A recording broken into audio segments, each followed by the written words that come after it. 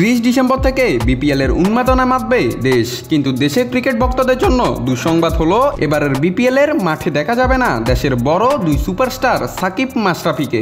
রাজনীতি ও ব্যক্তিগত নানা জটিলতায় দেশের ক্রিকেট থেকে অনেকটা দূরে সরে থাকতে হচ্ছে এই দুই কিংবদন্তিকে।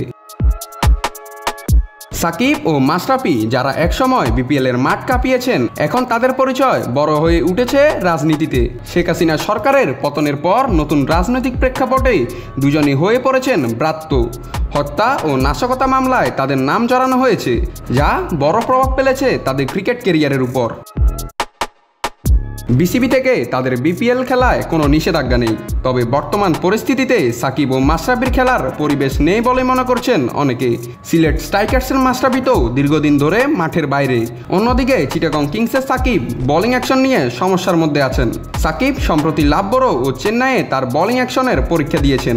যদিও রিপোর্ট এখনো হাতে আসেনি, তবুও বিশেষজ্ঞদের মতে সাকিব চাইলে শুধুমাত্র ব্যাটসম্যান হিসেবেও বিপিএল এ খেলতে পারতেন। তবে বর্তমান পরিস্থিতি তার জন্য সেই সুযোগও জটিল করে তুলেছে। বাংলাদেশের ক্রিকেটে সাকিব ও মাশরাফির অবদান অমূল্য, তবে রাজনীতি ও অন্যান্য জটিলতায় তাদের এই অনুপস্থিতি ভক্তদের জন্য বড় ধাক্কা।